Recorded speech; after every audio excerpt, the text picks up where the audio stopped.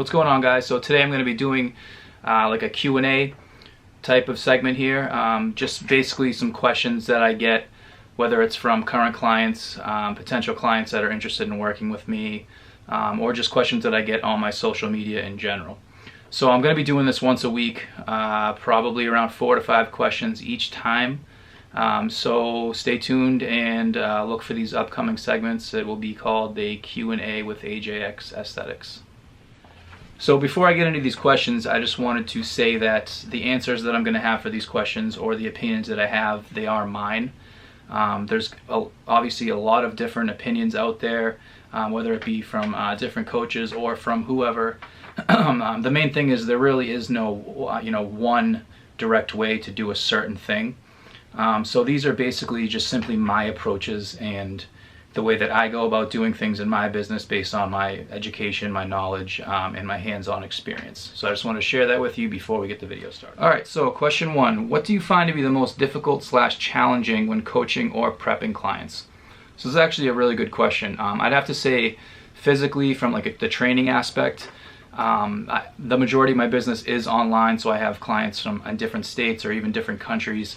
So it's hard for me not to be there with them in the gym, just for the purpose of I like to see how they're training. I like to see their form, their level of intensity. So a lot of the times I'll actually have them send me videos of them training, so I can judge that and adjust if needed. So that would probably be the biggest thing training wise. For nutrition, I'd probably have to say that just making sure that my clients are 100% following the plan that I've provided for them. There can be, a lot of things, within those lines, whether it be something that they're reading wrong on the plan that I'm giving them, stuff like that, different brands of foods that I'm giving them. So being open with my clients is very big to me. Having them be able to come to me and ask me questions at any time is huge. But probably the main focus or the biggest concern or challenge that I have is just, in my head, making sure that they're 100% following my plan. All right, so question 2, what do you tell yourself before hitting that low point right before breaking / cheating to snap yourself back into a good path? So the main thing is I always ask myself, this is a good question because a lot of people go through this, I go through this, and the main thing that I do is I look at where I started and why. So, why did I start, or why did you come to me to lose weight or to gain strength or, build muscle, whatever the case is? And, why did you do that? What were you going through at that time? What do you want to go? Where do you want to go as far as your goals? So you really need to look at where you started, where you are now, and then the bigger picture is actually looking down the road at where you're going to be at the end of this journey, or the end of this 12-week, 14-week prep that we're doing here. And the biggest thing is just to really have a strong mind. I always tell my clients, mind over everything. So the mind is the most important thing. You can overcome anything just by believing in yourself and staying positive and not worrying about the little things like, eating a piece of chocolate or having extra, peanut butter or whatever the case is, because at the end of the day, it's really not worth it, because I can guarantee you that as soon as you eat that, you're going to feel bad about it and you're going to want to burn it off, and it just doesn't work like that. So the biggest thing is focus on your goals and where you're going, and just understand that little things that you do can really alter your plan moving forward and, make it harder to reach your goals in the end. So the biggest thing I would have to say is keep a positive mind, stay strong, and just keep pushing towards the ultimate end game. All right, so question 3, why is eating a variety of carb sources better than eating just one?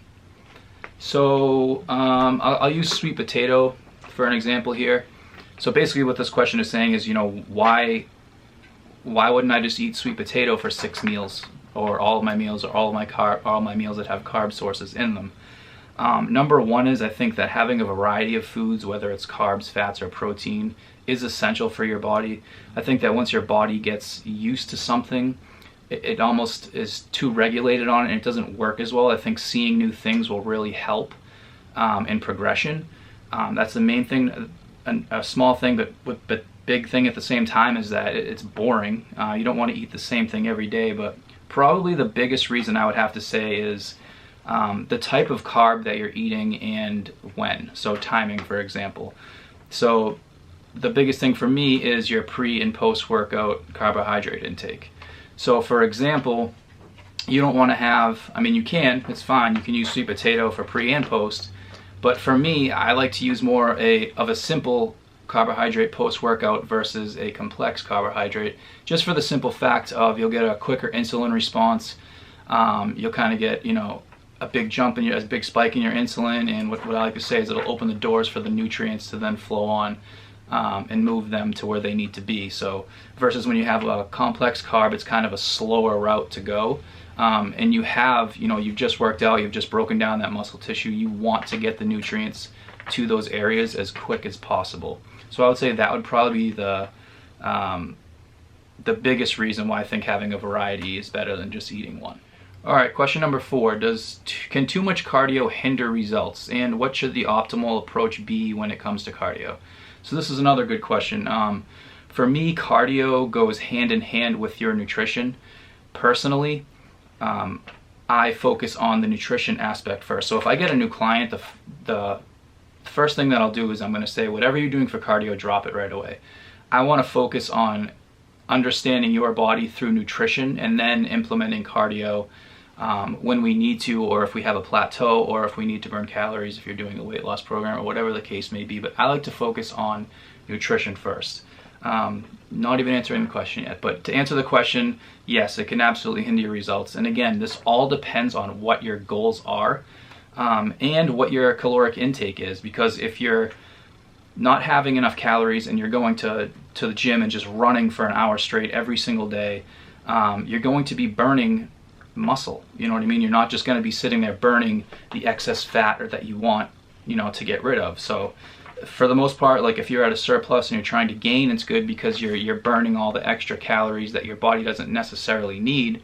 And then for the competitors or the people that are really trying to get lean, if they're at a deficit and they're doing cardio, the main reason is they're trying to burn that straight body fat because they don't have the excess calories that they need in their body. So then it will target those areas. And again, it all depends on what kind of cardio we're talking about here and what your plans are. But to answer the question, yes, it can.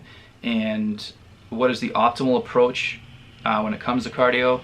Like I said in the beginning of this, to answer this question, that the optimal approach for me is nutrition first, and then implement the cardio as we go if we hit a plateau or if we need to burn extra calories due to whatever. All right, 5th and final question. What makes a protein bar good, and are there any that I suggest?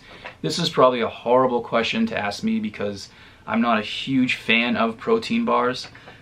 Just, you never know what's in them, for what sources or, you know, chemicals. I'm not really going to get into that, but what makes a protein bar good? For me, it would be, I kind of look at protein bars the same way as I do like a whey protein powder, and that would be something that's relatively high and or moderate in proteins and you know, slim to none in carbohydrates and fats. That's just for me. I like to use like isolate protein or isolate, whatever you want to say. That's kind of my approach, but I think the biggest concern with protein bars is actually the sugar content in them. So you can find bars that are, you know, good with protein, good with carbs, good with fats, and then you look at the sugar and it's like, whoa, like way too much sugar. So whenever you are looking at or into getting a protein bar, I would definitely make sure that you check out the sugar content. And ones that I would suggest, I'd probably have to go with 90% of the people that are interested in this and go with, you know, something like a Quest protein bar, which is good with protein, low in fat, low in carbs. Or just honestly like a simple power bar that I have used before, which also has a good amount of protein, low fat, low carb. So those are the biggest things, but for me, I like to look at it the same way as I look at a protein powder. Protein, low carb, low fat. So that's pretty much how that goes. And I'm not going to lie, I do eat protein bars here and there. I'm not going to sit here and say that I don't, because they are good and they're delicious. But I don't like to have them in my diet, and I don't really suggest them to have, I don't suggest them in any one of my clients' diets. Alright guys, so that is actually the first segment of my Q&A. I hope I answered all those questions from the people who had sent them to me fully as they wanted. And if you guys ever have any questions for me, if you're interested, please feel free to leave a comment below. I love this segment. I love getting the information out there for people to learn. That's kind of like my whole approach. I want people to come and ask general questions or more intense questions, whatever it can be, and me give my guidance as best I can with my knowledge and experience in this field. So if you like the video, make sure to like it and subscribe to my channel, and we'll be uploading a new video next week, so be on the lookout for that. Thanks, guys.